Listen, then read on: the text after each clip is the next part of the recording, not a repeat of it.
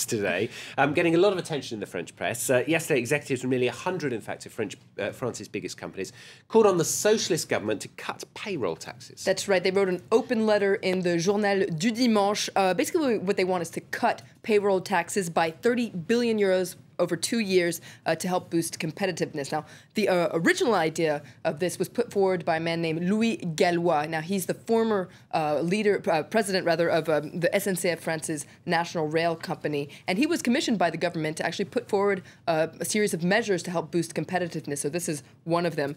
This is getting a lot of attention in the press today, starting with Le Parisien, Aujourd'hui en France. They take a closer look at what they call this growing concern for French people. There it is on the cover, competitiveness, the keys to clearing up the debate. And they wonder just what is competitiveness. And on the inside, they take a look and it says that once upon a time, France exported more than it imported, and now France is losing market shares and in the global market. And on top of that, the proportion of French exports within European exports is getting lower and lower, especially compared to Germany. So basically, France is becoming less competitive. And according to Le Parisien, this is because France has let itself get eaten up by the rise in production costs, by international competition, and especially because of the high cost of labor. Now, this high cost of labor is due mainly to the high social charges that employers have to pay. So the big question is, how can we lower this cost of labor? And is that the only solution to making France more competitive? And Le Parisien today also looks at just what politicians think about this, and they're divided.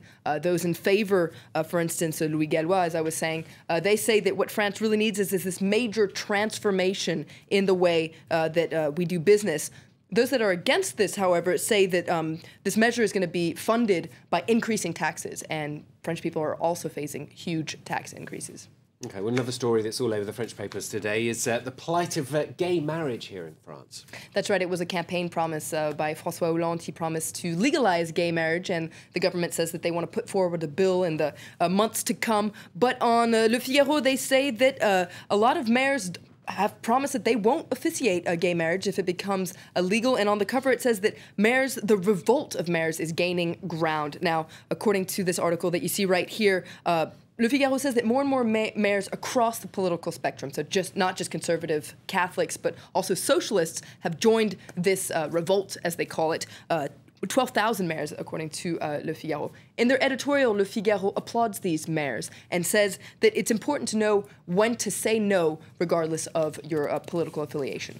Now, here in France, we've got a new leader of the ruling Socialist Party. The newspaper's talking about that today. That's right. Now, this wasn't a surprise at all because the big wigs of the Socialist Party had already given him his support. Now, this is Harlem Désir. He was elected by card-carrying socialists to be the first secretary of the party. So there it is on the cover, you see. And according to L'Humanité, after the Socialist Congress that was held this weekend, what's needed is concrete achievements from the Socialist Party. And in their editorial, they point out that the general feeling is that since the presidential election back in May, so 5 months ago, not that much has happened. They say that Hollande's campaign motto, which is changes now, seems to be long in the coming. And according to this editorial, the government needs to snap into action now. Okay, and the left newspaper have completely ignored that story, haven't they? They've gone to the US today. They've gone to the US. They have a special 20-page issue on the election, the upcoming election. It says, on the road to the election, so a reference to the Jack Kerouac's famous novel.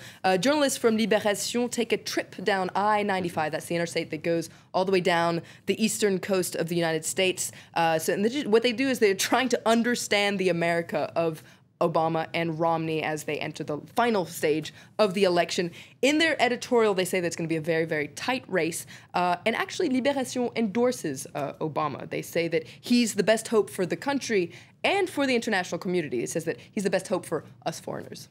Okay, Florence, thank you very much. Florence with the French newspapers on France 24 today. Here's the headlines then. Warnings it could now become the biggest ever storm to hit the US, affecting that